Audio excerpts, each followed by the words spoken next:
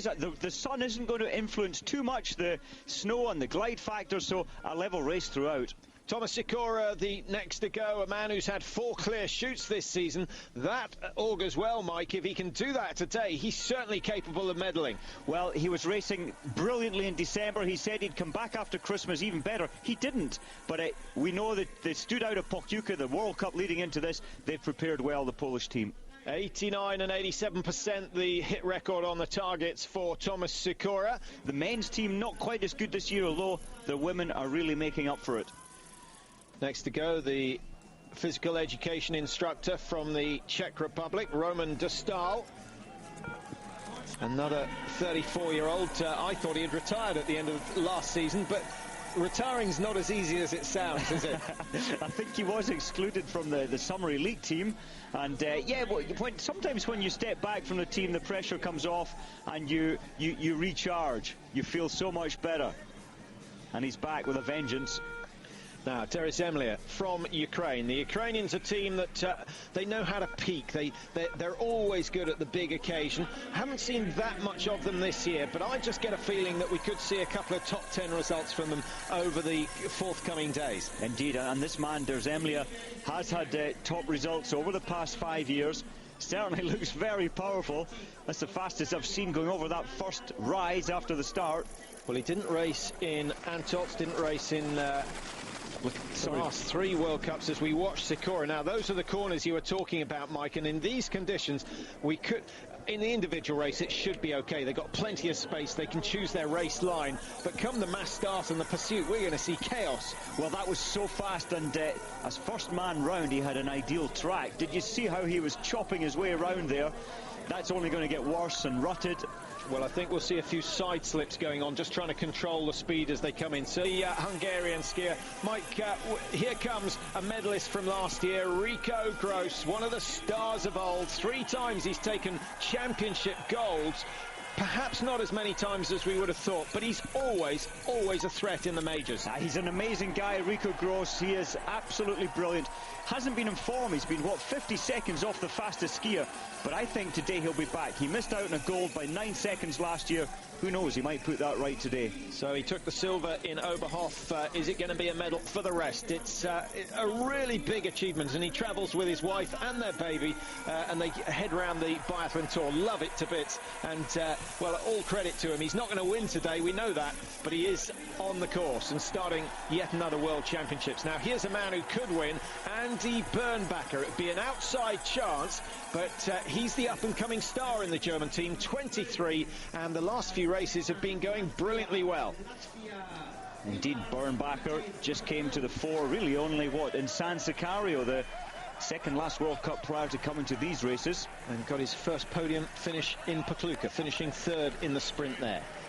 That event won by Simon of Belarus, so that was a bit of a surprise with the Belarus team being off form. We're queuing in on Rikko Gross as he approaches the 1.2 kilometre stage.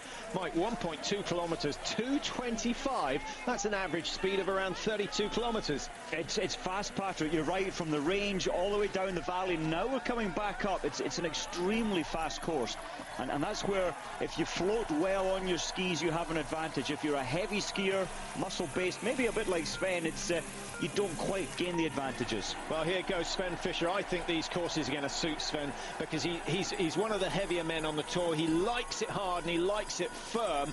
Question is he going to be acclimatized to this altitude? Not as high as Antolz, but we're at 1.3 thereabouts, and it does, if you're not ready for it, it's going to be a bit of a shock to the system. It is a factor indeed. On the verge, I suppose the sports scientists would tell us that it has an influence in your physiologically in your body when you're racing here.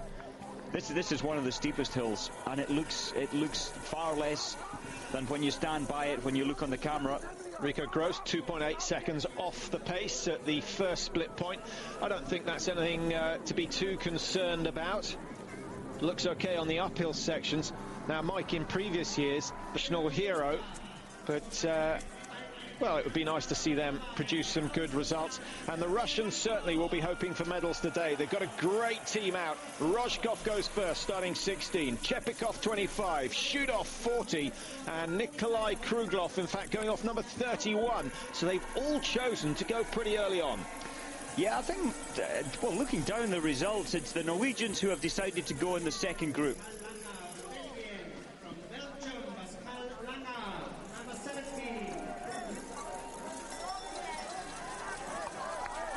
Here comes Svend Fischer. This is the climb back up towards the stadium, just down to the left of the commentary boxes. And it doesn't look too steep on the screen, but it would have most of us gasping for air and stopping halfway up for a break. It is that steep and that severe. Then they drop down again, and then the sharp right-hander before they have to ascend the hill. It's a depressing part of the course, Mike, because you can see it coming. But it's one of those technical areas that we talked about. This is where the Poirets and the Bjorndalens will gain time in these conditions. Well, it will be interesting to compare the two. Sven was quite heavy as he stepped around, using a huge amount of muscle force to carry his speed around the corner. And if you can float around that lighter, you're not quite as tense going into the big steep uphill. Thomas Sikora, first chance we get to see the action in the range. And as you can see, the wind having no effect on the round at all. This is all down to ability, and he gets 4 out of 5 in these conditions. It really should have been a clean sheet for Sikora. He's thrown one wide, and that could prove very, very costly in the end. Surprised Sikora missing that shot. He is one of the best. Carl-Johan Bergman of Sweden, what a season he's been having. 16th in the World Cup standings, just 26 now, and nice to see him hit the top 20, but the major championships does funny things to these athletes. Some are inspired, some are too nervous to perform. Sergei Rojkov, hugely experienced, and he's a man who has been on form recently and certainly stands a good chance here. Incidentally, early stages of the Biathlon World Championships. We want to hear from as many of you as possible on our website, biathlonboys@hotmail.com. Bit of a dodgy website, but never mind. Get on to that. Let us know what your thoughts are, if you've got any questions, or if you've got any predictions for the races, and we'll read them out if they're better than the ones we come up with. Now, Darius Emliet.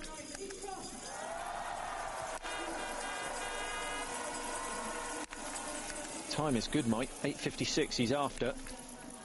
And if he can avoid the penalty loop, as he has done, Darius Emliet is going to take a comfortable lead ahead of Sikora, who missed one. Yannis Osbolt-Simon, not a good start for him, as he's gone through the first shoot.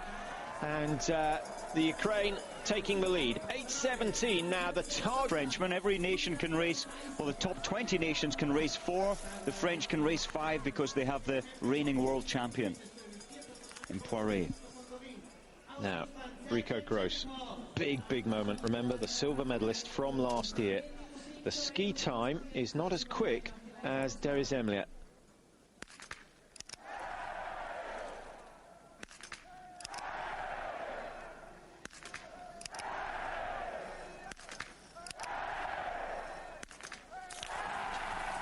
No mistake from Rikko, but you wouldn't expect one. He has been the best shot on the tour consistently for the last 3 seasons, and the prone really his strong point.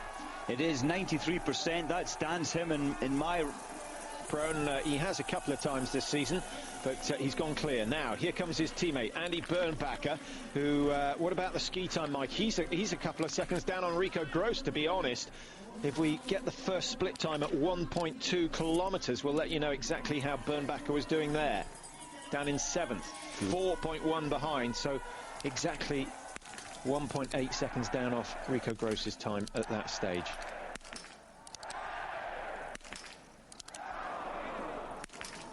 One quick breath in between. That was it almost looked too deliberate. Design it and widen the corner to give those faster skiers a chance to get round. It is so tight down there. Oh, what a disastrous start for Svend Fischer. Now he's got to pick himself up, refocus. And that's exactly what he's done. 4 out of 5 for Fischer. 8:07 he into his soul to bring extra push, extra focus out. and that's what he needs to do now. And that's exactly what this man's going to do. Fresh from a win in the World Cup, his first ever win. He's a massive, massive talent. Nikolai Krugloff, the son of an Olympic champion, the son of a world champion. The pedigree doesn't come much better than this, Mike. He was moved to Khanty-Mansiysk just so he could focus on the sport, switch from ping pong, believe it or not, to biathlon. But there is a connection there. The reactions, the accuracy, the nerve, the mental side of things, all he's had to do is add the skiing and the fitness. No, totally right. The eye-hand coordination, you're looking at a target, you're squeezing a trigger. It's all about reactions. Well, German coach shouting, you're 10 seconds behind Derizemlia. Well, it's 10.1, but 10's good enough for Rikko. So Krugloff on the course, and Rojkov settling for his first shoot. Early start for all the Russians. Now, Rojkov, who won in San Sicario, predicted by one of our viewers, Paul Young, who's regular correspondent. And a good start for Rojkov again. Third, first, second and second. His races in the last four, his results in the last four races. And you can't fault that, Mike, but the time is significantly slower than the current race leader, Andrei Derizemlia. Good positive start from Blage, but it won't be as quick as this man. He's going to go like lightning. Now, Mike, how concerned would you be if you were the French coach about Poiret's shooting this year? I would have a little concern, to be honest, Patrick, but when he starts this race, you know that he has a great mind for the biggest of competitions, and you just get a feeling Poiret can get it together today. Karl-Johan Bergman. Good start. Very good start. And the ski speed a little slower than the Ukrainian, but he should be roughly equal with Rikko Gross, who went 5 out of 5. And Bergman is going to join the top 3 or 4. He's in contention, and provided he has a good shoot in the standing, then it could be Sweden's day. That would be sensational. Away goes Wolfgang Rottmann, massively popular in these parts. He's got the home crowd, and he's a former world champion. Took the title in 2001, I think it was, in Oslo in the individual. And Mike, we know about the Austrians. When it comes to the majors, they ski 5 to 6% quicker than they have done all season. Indeed. Rottmann, though, his weakness is the stand. Look at the ski time from Zhang. Now, because the Chinese team are ranked below the 20th or outside the top 20, they can only start one athlete, and this is him. That's a little unfortunate when you consider the Brits are allowed to race 4. Brits and any other nation, Japanese, all in the top 20 can race 4. Would you change that? I would. I think you should give a fair and level playing field to everybody. When you become president of the IBU. You would then have a race situation of, you know, you have 32, 35 nations here. You'd have a huge field. I think it's a bit disappointing for the Chinese, who've made such an effort, and they've made huge advances this year. Haven't got the shooting quite right, but their ski speed is competitive. And that's more than we can say for a number of the nations that are allowed to start 4. Indeed, but it's as a team. Poiret was certainly looking like he's back in form. We'll get a split time, hopefully, at the 1.2 kilometre. Fastest so far at 1.2. This man, Derizemlia of Ukraine, leading after the first shoot. Now, if he clears up, he has a chance of winning if he does clear all these targets.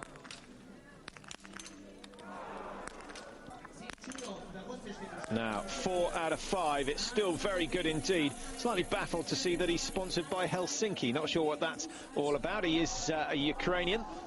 We'll do our best to find out, get hold of the Ukrainians and have a chat with them. Рафаэль Пуаре, Mike, he's back, Patrick. You think so? I'm not convinced. He's back. He's only 0.2 of a second off Derizemlia's amazing time, early quick. time. I'll grant you that, he's quick, but the technique still doesn't look quite as fluent. There's something not connecting between the legs and the arms. I don't think maybe he hasn't been doing enough ballet training, which is what he did initially to bring his form up to the highest level. It's a good point, but I think only 2 men will skate to or double dance up that incredible hill. One is Poiret, the other is Bjørndalen. Nobody else will risk the tension, the muscle fatigue, and maybe Poiret will suffer for that. Okay, I back down. I give it.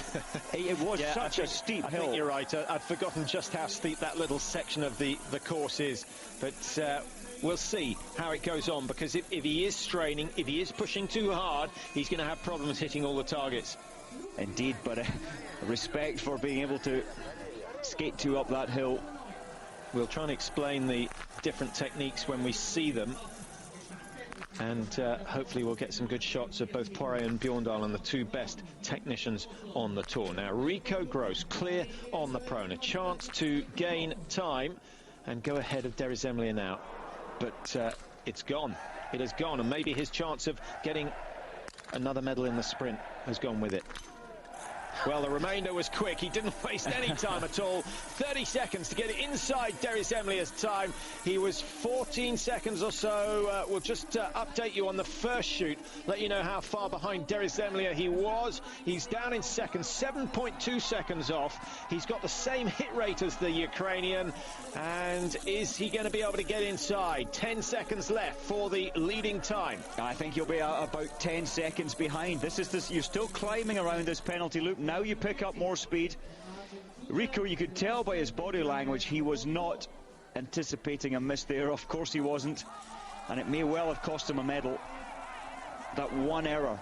Out he comes, 17.38. He's lost another second, or a fraction of a second, 0.7 to be precise, to Derry Zemlier over the last loop. Now he's got to turn it on, but Rikko Grosс not famed like Svend Fischer for his power over the last 3.3 kilometres. So I would be surprised to see him overhaul Derry Zemlier in the final stretches. Indeed, it's a lot to ask. 8 seconds. Ilmar Bricius. And this is a great time, Patrick, from our Latvian friend.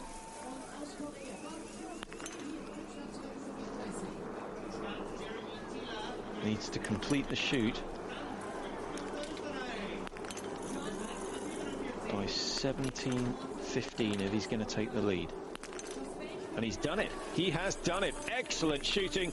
And we have a new name, I think, at the top of the leaderboard, provided Bricius stays on his feet. Here's the fall of shot. Looks very calm. He was lucky for that to go down. Most of the lead appeared to hit high at 11 o'clock. And he's got an 11-second advantage, Mike. That is significant. Round 50, 60 metres ahead. Svend Fischer clears all the standing. What's his time like? 17 minutes. That's going to be good as well. And Bricius isn't safe. Wow, great finish from Fischer. And now we do know he will finish even faster than he skied the first 2 loops. Yes, he's going to be, what, 5-6 seconds ahead at this point. And you wouldn't bet against him to pull that time back. 5.8 seconds advantage to Svend Fischer, and he has got 50% of the crowd at least supporting him. A huge number of German fans, buses, cars, you name it. They've all made their way down to this part of Austria. We're not far from the German border, of course. What is it, an hour's drive or so from the closest airport? I've forgotten what it's called. Salzburg. There you go. I was waiting. I thought, yeah, Salzburg, not far up the road. And, yeah, the border, maybe, what, 35 minutes drive? Yeah. Not far from Ruhpolding either, down this part, 50 minutes. Alpine ski fans may be familiar with the town called Fieberbrunn, which is just down the road from here, and it's really not that long a drive from Kitzbühel either. So we're right in the heart of European skiing. And, well, what a pleasure it is to be here in these conditions. Beautiful blue skies. It doesn't come any better. Roshkov won't be paying any attention to that, although he will, of course, have taken note of the fact that the wind is non-existent. Now, he's lost a little bit of time, Mike. Fischer left the range at 17.02. Yeah, Roshkov has not looked as powerful as the World Cups leading into this. Sometimes you can go away and prepare the final preparation and it flattens you if you're on very tired body. Well, there is a chance that he saw his best form 2 weeks ago, so just got the timing slightly wrong, and he has paid the price. How's Pore getting on? No mistakes so far. The ski speed is not the best. And with that miss, the defending champion is in trouble. Oh, That sounded close. That sounded very heavy indeed. And I'm surprised to see it go down. But he's got 4 out of 5. Can he come back from there? It's going to be a tough one. He can come back from there. It would be an incredible focus and mind push and body push. Well, Svend Fischer has done it with a miss. He's got the lead after the second shoot. Wolfgang Rottmann, wow, there'll be a big cheer if these 5 go down. It's a great shot of the prone position, the stability from the elbows.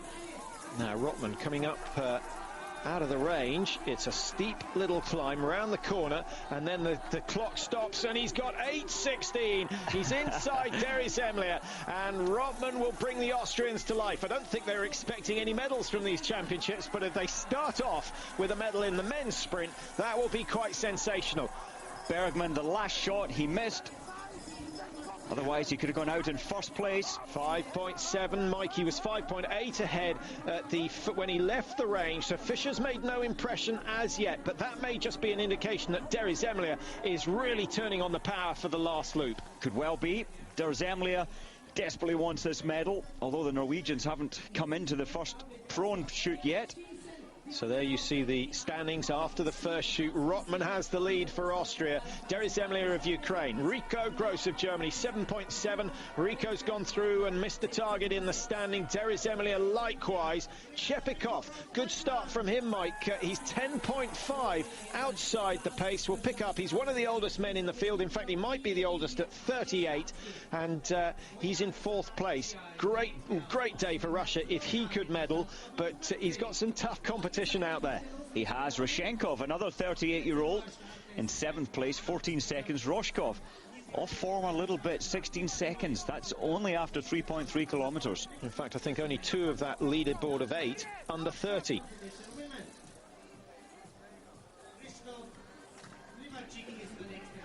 Now, Chudov, haven't seen much of him, Mike, but I know you've been impressed by his performances so far this year. Indeed, he was leading the Europa Cup. And his strength is his shooting, but this is a new situation. The World Championships team for his country puts another set of pressures on you. And well, there we are, a mistake. Oh, what a disaster. He's ejected a round by mistake, so he's grabbed another one, which is quite legal. So that's a disastrous start for Chudov, but the Russians have still got 3 men going well. Derry Zemlier, who started so well. What a shame about that one miss. 25.32, the target time for, well, I was going to say for everyone, but Thomas Sikora has sneaked in and put in an astonishing finish. We didn't notice it. I don't think the cameramen have noticed it. And Derry Zemlier, who was 30 seconds down after the second shoot. Now, explain that one, Mike. Well, Sikora has caught back 30 seconds on Derry Zemlier's time in the last 3.3 kilometers. Do you think he's taken a bit of a navigational problem? That's an incredible amount of time to pull back. I don't know what's going on there, but brilliant from Sikora to have pulled that much time back. But this is now Chepi. Chepi throws his first mistake.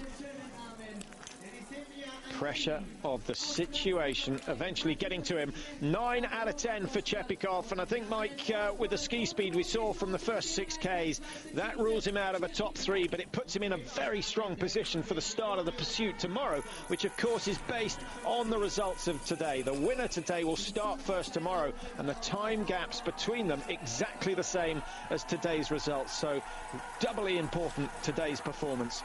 Yeah, that's a pity. He missed it. The 3 o'clock. What's Rikko Gross done over the closing stages? 25.29, the time he's after. Gross is going to get inside. Another sensational finish, 25.26. And I think that helps us explain the gains of Thomas Sikora, Mike. I think Derry Zemlier has hit the wall at some stage on that last loop. And the hills are so steep that if you run out of energy, you're going to lose 30 seconds. I think we did touch on that. Sometimes it's a World Championships. You're an early starter. You've got all this enthusiasm, and you put just a little bit too much energy out into the first half of your race, and what that means is you really tie up in the last 2 kilometers, the last 1 kilometer, and sadly that must have happened for Durs Emlia. I think that's exactly what's happened. I know we call it a sprint, but pacing is still part of the game over 10,000 metres. Mickey Gryce, great finish to his run. 17:14 Fisher's time. He was a second inside that when he put the last target down, but he's still got 30 metres to go. Mickey Gryce is going to have a chance of medaling, but that one miss is going to prove very expensive, I think. 17:27. Number 12 coming in to finish, that's Ilmar Briccis, who's had a great shooting day, and he's put in a time of 25:01. Oh, I would love for Briccis to get a medal today, and his chances are quite good. Well, here's a man who's going to take that lead away. 24:48. Sensational stuff in the opening stages of this men's 10-kilometre sprint, and it's the old man who has the lead. Svend Fischer of Germany. What a sensational run. 13 seconds inside Briccis. He leads. Gross in third. Sikora fourth. Durs Emlia, who we thought may have a chance of winning this one, is now down in fifth. And Matthias Simon of Switzerland, 9 out of 10. He's down in sixth position. Now, we haven't mentioned the Brits, Mike. Well, we got a little bit of a breather. Joe Brooks going 45, Tom Clements 54, Mark Walker starting late at 92, but Jackson, the latest of them all, he starts at 104. Who do we look for the best result? Well, Tom Clements has been performing the best at start number 54, and so hopefully he can get it together today. Good shooting can put Tom Clements top 35. Now, Frode Andersen, you won't be surprised to hear he's flying, but every Norwegian crossing their fingers at the moment, because Andersen is capable of wonderful performances and disasters in equal measure, and he's got 3 out of 5. That's too expensive for Frode Andersen. I'm afraid that's the end of his challenge, and one of the Norwegian gambles has not paid off. They've still got Lars Berger to come, who we know is on tremendous ski form, and Berger starting just 1.5 minutes behind Frode Andersen, so it won't be long before he comes in. Great performance from Nikolai Krugloff, 17:18. What can he do over the closing lap? He's going to be in contention for a top 3. Well, he's got the perfect shoot, but he is 30 seconds off the pace, considering he hasn't been round the penalty loop. Once again, Krugloff showing amazing power and mind focus, getting all the targets. Just to let you know, the fastest man in the opening stages of this race is still Wolfgang Rottmann, and that might mean that he suffers the same fate as Durs Emlia. Maybe he's gone off too fast as well. Well, we'll see Rottmann coming in soon for his stand shooting, which hasn't been so good throughout the season so far. Rottmann started 36, will have gained a little bit of time on Rashenkov.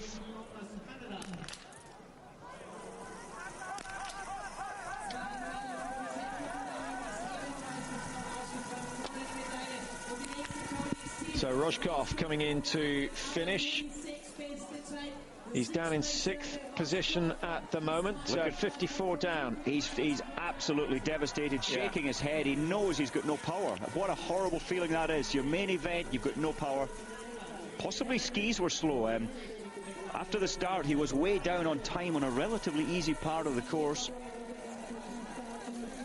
So that's the first bit of bad news for the Russian team. Nikolai Krugloff has shot clear, could be a little bit quicker now. If Berger can... Oh, spoke too soon. Commentator's curse. Whoa, working again. No, can you believe it? Size all the way across Oslo as they see those 2 misses from Lars Berger, and his chances have gone. Pore, 17:14, Fischer's time. Still a possibility. He can still do this. Hesitating, looking, he's taking his eyeball off the target, looking to the right, now he's back on. Shades of Oberhof pursuit, and that's exactly what happened. He missed. 4 out of 5, so Poiret's chances of retaining the title have gone. He certainly hasn't got a chance of catching Fischer, and I don't think we're going to see him in the top 3, Mike.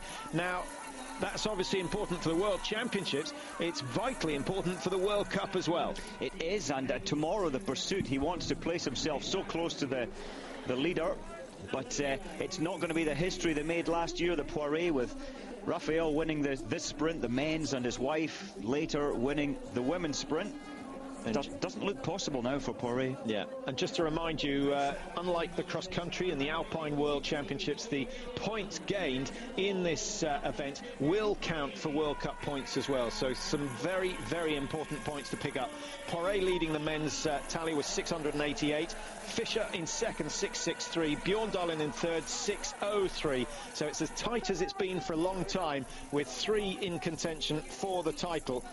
And I don't think on what we've seen so far today that Roscoff is going to... Og så Ulе-Einar Bjørdal. Start nummer 74. 51 verdenscupseier.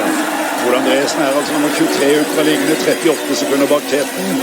Lars altså på 30. plass, 56 sekunder bak teten. Og det jaktstart i morgen, så det jo ikke bare snakk om hva de gjør på dagens løp. Ulе-Einar Bjørdal vet det godt. Han har vunnet 6 verdenscupseiere på rad. Han har blitt verdensmester på sprint i 2003. Da vant han også fellesstarten. Det hans 2 individuelle VM-titler. I fjor ble det mye bronsemedaljer, også på sprint. Bjørn Ferry har gått ut på en 13. plass, og så Chepikov i mål. Eller mot mål der på en 3. plass. Skjøver Rikko Gross en plass lenger ned. Men han klarte ikke å hente Bricsis, og da det vel små sjanser for medalje på deg, Sergej Chepikov, som altså olympiamester på den distansen fra 94 på Lillehammer. Vant sin første individuelle VM-titel gjorde han i 1990 i Minsk, der det var 4 dobbeltrussisk på 20 kilometer. Mikael Schlesinger fra Tjekkiske Republikk har gått fort ut i sporet, passerer 7 minutter nå. Du får følge med han, start nummer 62, Ola. Han har jo hevet seg veldig i år om gutten Mikael Schlesinger. Han hadde jo meget god langrenst i Jantersjølv, så han en kommende stjerne. Nå ser vi kongen der ute. Måtte de skiene gli godt. Egil Gjelland på 28. plass ute i sporet, 7 sekunder bak teten. Ja, det ikke bra, Ola. Nei, det ikke bra, det. Det ting som tyder på at det glir ikke godt. Nå ser vi Ulе-Einar går helt på kanten, ser vi det.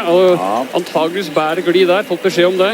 Mindre oppgått, så en fordel å gå der. Han går nøyaktig i det skyggepartiet, kan du se det? Han går på den skyggestripa. Ja, og der det nok antageligvis bærer gli. Det klokt. Ja, dette kan bli meget dramatisk, det puljevalget. Og så Mikael Greis, som går et nytt godt løp. Men en runde i liggende, det ble for dyrt. 4. plass på Greis. Robert gikk også i mål til den 11. Men tyskerne har lagt seg fantastisk godt til med tanke på jaktstart i morgen. Starter altså klokka 10, jaktstarten for menn. Vi starter sendingen også i morgen 9:15. Ja, vi har vel med oss Harald der nede, og du har vel med deg en som har litt grei på. Vi lurer litt på, Harald, om det begynner å bli litt for bløtt nå, for de tar på litt i norske både Berger og Gjelland fra starten. Og nå kommer Ulе-Einar her, og heller ikke han har beste tid. Ikke Ule-Einar har beste tid, ikke Lars Berger har noe god tid. Bjørndalen, er du overrasket over den svake norske langrennstiden så langt? Kanskje litt over Lars, men vi får håpe det at de eldste eldst, og erfaring teller i et VM, så Ulе-Einar, han kan nok bli skummel nå. Jeg tror det blir gull, Er 4,2 bak Rottmann, som raskest der ute. Ja, jeg må bare si med en gang, Ola, at nå det 2 år før, det kan jeg si med en gang. Ja vel, da det nok den, når du sier det helt. Nei, men altså... Frode Andresen kommer og skal inn mot andre skyting, og han går fort, Frode, altså. Gjorde det inn til første skyting. Nå har han prøvd å kompensere for 2 runder, selvfølgelig. Kroglov i mål til en 4. plass. Men løpet til Svend Fischer, det blir bedre og bedre. Deten for Ludvig Greder, som blitt 7. Og Frode inne på natta. Og hvis du måker ned i 5 i rekordtempo som du gjør i Oberhof, så du ikke langt bak Fischer ut, Frode Andresen. Det gjør han. For du har gått fort. Og det gir oss troen på at kanskje, og nå kom igjen, Frode. God forstunder, ja. Ja, det ikke mer å si om dette. Det helt sprekk på Frode Andresen. Dessverre. 4 runder og over ut. Og jaktstarten også ødelagt.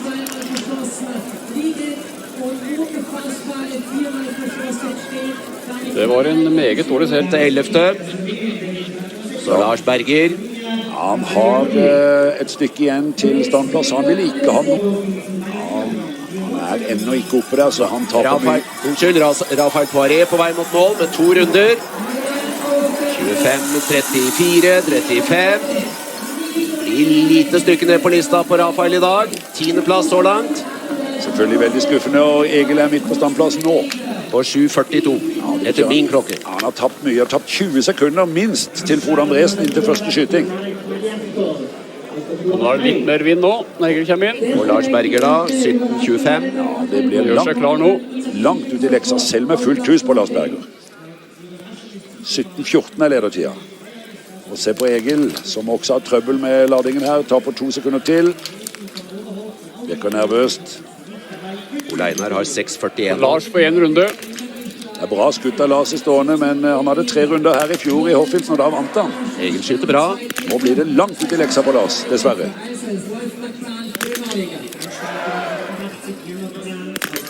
Ja, det er bra på Egil Gjelland. Og Uleinær har 7 minutter der. Men han tar på mye til mange løper i sporet, ser dere. Blir langt ut i leksa. Dessverre på Egil, og det vil vel ikke bedre seg utover. Han vil vel tappe mer i sporet, så det ser tungt ut også for Egil. Han er 22 bak Rottmann, som leder fortsatt etter første. Uleinær opp på standplass nå. 7.18 på Uleinær. Ja, det er ganske bra inngang. Det er nesten som Frode Andresen.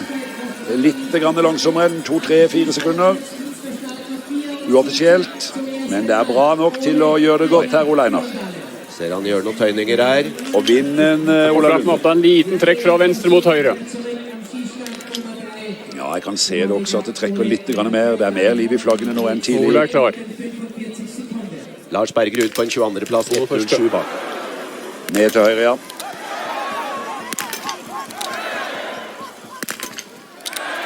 Skyter til høyre. Og skyter kjempesamling til høyre. Han skulle ha vært et knepp eller 2 til venstre, Ola. Ja, han var litt på høyre på siden på innskytting i dag, og han holdt sikkert litt. Men han er ikke ferdig enda, for han har en runde her som Fischer, og hadde han truffet med alle 5, så hadde han tatt teten ut fra liggende, så han er ikke ferdig, Uleinær. Vær klar over det. Lars Berger ut på 22. plass da, med 3 runder totalt, 1.07 bak teten, som er Svend Fishер. Nå skal vi sammenligne med Svend Fisher som leder i mål. Det er det som er spennende, og han er foran Svend Fisher når han kommer til passering. Han går kolossalt her ut av runden. Ja da, 8.29 og 6. plass med 1 runde. Og Svend Fisher hadde ut fra første skyting 8.38. Han er 9 sekunder foran Svend Fisher. Og det der er inte over enn. Bjørn Ferry sprekker litt på stående med 2 runder. Og Рафаэль Пуаре, hva sier du om ditt løp? Ja, det var ikke så verst, men det var to bom. Jeg var ikke så offensiv i dag. Jeg er ikke i perfekt shape, så jeg trenger litt løp og bli bedre og bedre. Hva synes du om føre i dag? Før i dag, min følelse? Ja, nei, føre på skiene, gli. Ja, det var ganske ok. Ja, det er veldig fin løp på. Veldig fin snø. Sånn det er perfekt for alle. Jeg tror kanskje at Uleinær Jeg tror kanskje at dere har sett Fischer, gratulerer med et flott løp. Fortell om det. Ja, i går har kollegen din har spurt meg hvordan det blir med konkurrens i dag, og så har jeg sagt feilforskyting må det være minst for VM, for verdensmester. I alle fall en kjempebra løp for en som skyter en bom, og så i dag følte jeg meg kjempebra i løpet, og hadde bare en bom, og jeg håper det kan bli så blant 6. Kan han vinne også? Ja, kan i alle fall, men når det starter så tidlig, og 100 starter bak deg, så du vet ikke når det kommer i mål om den plass klarer det, men vi skal se. Hvorfor valgte dere å gå så tidlig, Sven? Det var sånn at jeg hadde litt problem med smøring, med ski, og så hadde vi prøvd å finne en bra ski, og så føler jeg at jeg har god sjanse frem når det er ganske hardt. Men jeg ser Uleinær nå, han går jo kjempebra, uansett om det blir litt... Den siste mellomtida, her har vi Uleinær, opp mot 5,2. Og nå skal det bli spennende å se hva som er forskjellen mellom han og Svend Fisher. Og Svend får en jaktstart. Egil Gjelland har passert 5,2 på 16. plass, 35 bak Rottmann. Så er Frode Andresen på vei mot mål. Med 6 runder, se på dette. Det er jo helt utrolig, han kommer jo til å gå i blant de 20 beste foreløpig. Med 6 runder. Ja da, på 20. plass altså. Og 1.36 bak Fisher. Vi venter på Uleinær opp til 5,2 kilometer. Her kommer han. Ja, nå blir det spennende. Svend Fisher hadde altså 14-15 der. Her er det veldig bra. Hvordan ser det ut, Ola? 14-15 der på Uleinær. Det så bra ut. Han skal bare bort der før han svinger, så kjører tilbake mot stadionet. Her kommer Ole-Einar, og hvordan går det med Egil? Det første. Ja, 17-14 har Fishер ut. Ja, det er klart at han med en runde så er han gått foran. Han skal ikke ha noen runde. Blåser litt nå, men ikke noe problem med kroppen. Men jeg Ole er kjapt oppe. tror ikke han kan klare det med en runde. Tror han må fylle. Og se hvor fort, kanskje. Ja! Der Meister! Ja! Oi, oi, oi, oi! Han en av sportens vidundre, og en som han kun kan beundre. Ole-Einar har klapt, siste skudd ikke trapp, i ferd med å nærme seg 100. Og han gikk nok bommet en gang da, men nå passerer han ut her, godt foran Svend Fishер. Dette taper jo aldri Ole-Einar. Han helt i egen klasse, jeg har ikke sett på maka. Det helt utrolig sterkt gjort nå, Sven. Jeg tror, det jo ikke 100% sikkert, men så fort tror jeg ikke du har gått på slutten. Selv om du gikk veldig fort, 15 sekunder, så tror jeg han har spart litt til siste runden, Ola. Ja, så går han i skyggen. Jeg tror han har en veldig god sjanse, og jeg tror at løpet her er et optimalt løp. Kommer til å gå en kolossal siste runde, skal vi se nå. Ja, nå det spennende, og det jo jaktstart i morgen også, så det jo på en måte nesten 2 løp i ett. Det noen som ikke så blide for det, men jaktstartens vesen noe sånn da, så... Ja, vi ser unnskyld, Gjelland på en 11. plass, skal vi sette et utropstegn ved? Ja, og han ligger veldig godt til. Han kan, om han må ha alvorlig trøbbel med gliner. Han tar på 6 sekunder på en drøy kilometer. Men se på fint, ja da, se jo fint fra Gjelland over, bare panorerer over til Ulе-Einar Bjørndalen. Han var altså ut fra skyting, 14,4 foran Svend Fisher. Det 2 kilometer igjen. Det 2 kilometer igjen til mål herifra, og 14,4 var det. Han øker. Passerer her. 18 sekunder, 17,8 for å være helt nøyaktig foran Svend Fisher. Det du fornøyd med? Ja, jeg har aldri ledd så mye hele mitt liv. Så han går bare rett ifrån. Han går kolossalt i dobbeltlands der nå. Nå rister Karlsen så nervøs, nå rister lueskyggen hans. Det sier ikke så lite, for den stiv.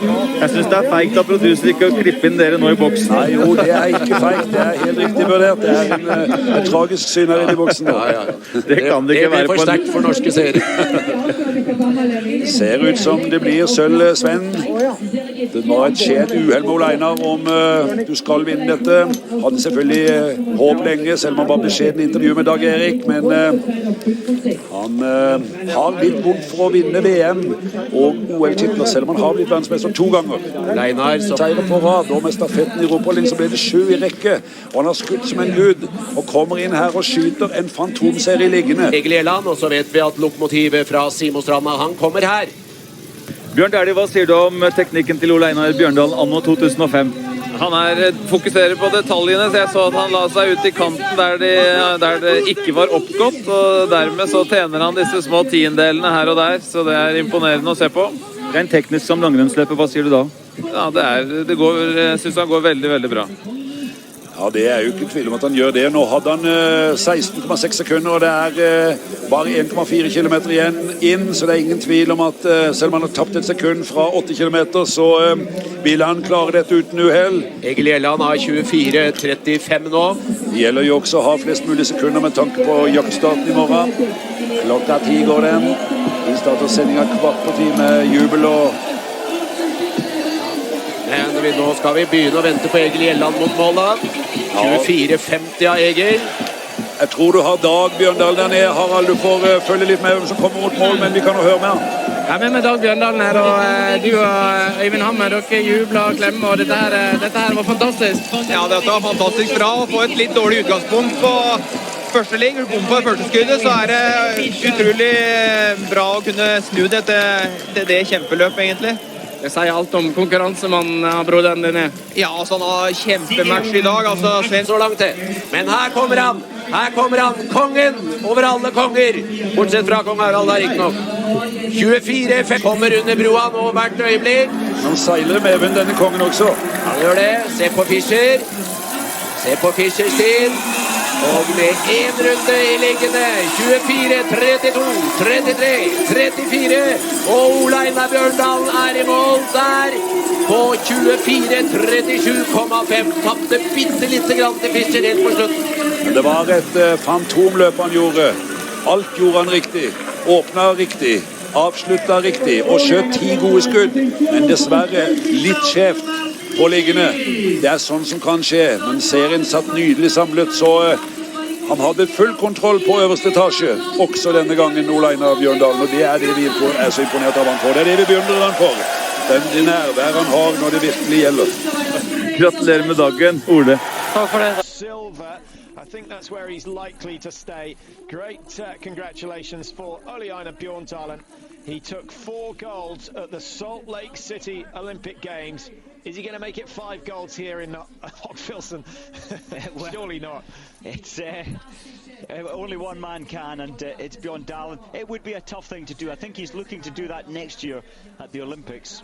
24:37, the leading time. We suspect it's going to be the winning time as well. Fischer in second place. Ilmar Briccis, Mike, haven't said much about him, but 24 seconds down. He's in third position, shot clear. What a great start for him. Yeah, great to see that. Briccis and the Latvian team do not have much in the way of finance in relation to the rest of the big teams, and that's a great day for Latvia. He's a man who's won before, but obviously not in the same class as this man. Bjørndalen, having a little chat with him. Most successful ever Winter Olympian, but that could all change next year if Ulе-Einar Bjørndalen has a similar amount of success as he had in Salt Lake City. Bjørndalen now concerned with supplying all the national Pouare today. Not the normal. Well, here is Ule-Einar. This is the pro, and he missed his first shot. That must have sent shockwaves through the Norwegian camp, but he hit the remaining 9. And he really has made huge improvements this year, taken on a personal shooting coach, which I think there aren't many people who can afford to do that. Most national teams will have a shooting coach and a fitness coach, but Bjørndalen has his own. It has made that difference, though, hasn't it? He's got this individual focus. Somebody saying, well, look, you're doing well today, you're snatching your trigger, pointing out the aspects which were just a little bit weak. Is that an eagle's eye on the blinder? I think it was. And there's the... How do you feel there? But this year it's a little later, given it's normally the first week in February, the first couple of weeks in February. A little later this year because it clashed with other major events at the time. I think it's good to have a World Championships every year. It gives the athletes a focus, it gives the sponsors an extra focus as well. And because biathlon is a little fickle, it's all about shooting and form, it does give opportunities for outsiders to win medals here and get a world title. Well, I take that point, but some would say it belittles the actual value of a world championship title. So calm. Yeah, and I'm so pleased. He's been on this world tour for the last 15 years. And it's coming so good for him today. Bronze medal. It really is a huge result, considering their lack of backup, their lack of funding. And Latvia should be so proud of this man today. Well, I don't think there's much doubt that they will be. He's had 1 medal before in his career. That came in Pakluka in 2001 in the individual race. He's gone and got bronze again today. Was he expecting it? I'm not sure. I'm not sure. He did prepare well coming into this. He focused on this one more than most teams, missing some of the World Cups. So the police officer from Riga gets the bronze. It's the soldier from Oberhof, Svend Fishers, who picks up the silver. An astonishing turn of speed over the last 3.3 kilometres for Fischer. Clawed back 30 seconds on the current leader at that stage, Derry Zemlier. But that is the trademark of Svend Fishers, and if he shoots 9 out of 10, you know he's going to be in the running. He gets silver. What a great start to his championships, and the best of the Germans today. Don't think he's a soldier, though. Maybe he won't be happy if we call him the soldier. He used to be. Used to be. Works for a company, I believe. But what a performance, and I think he expected to win this, but he always knew that Ule-Einar Bjørndalen was a later starter. Very powerful, likes these hard conditions, and he showed that on the last loop, eating up the big hills, skate 2 all the way around the course. That's a lot of power to maintain the technique. Huge amount of muscle stress going up that steep hill. The body is strong, the mind is stronger in the case of Svend Fischer. Not the neatest or the most elegant on a pair of skis, but you wouldn't argue with him. Look at the power going into the left ski to force his way around this corner. I'm delighted to see Svend Fischer in silver medal today. 24:48 the time for Svend Fischer on the clock, and he ends up 10.5 seconds off the gold medal. Frank Ulrich delighted with his performance today. Had he hit all 10, then it could have been a different story, but that's not the way it is, and it's not something that Svend Fischer will ponder over. He's delighted to take a medal in the first race of these championships. All the Germans electing to go early on. The Norwegians, on the other hand, decided that Group 2 was going to be the best group to go in. Andersen mucked up. Lars Berger couldn't do any better.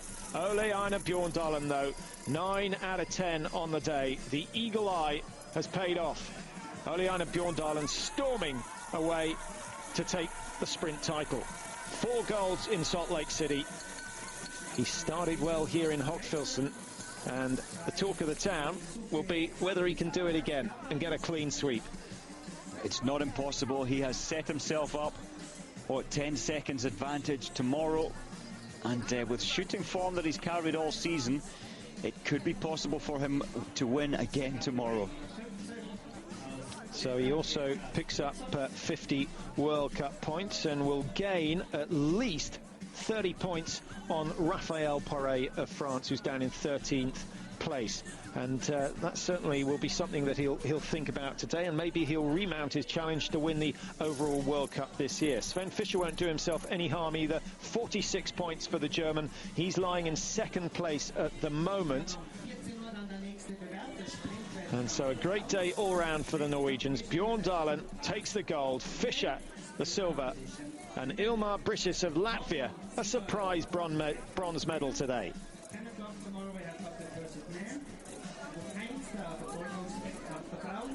So that just about completes our coverage of the first event in these World Championships. No real surprises to see Bjåndalen come through. What about the women's? Who's going to take that, Mike?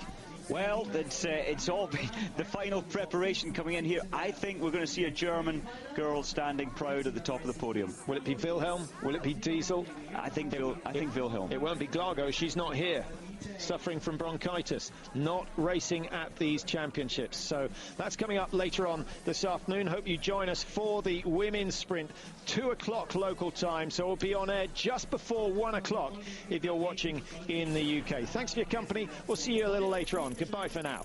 Following a 3 ceremony, Ole-Einar Bjåndalen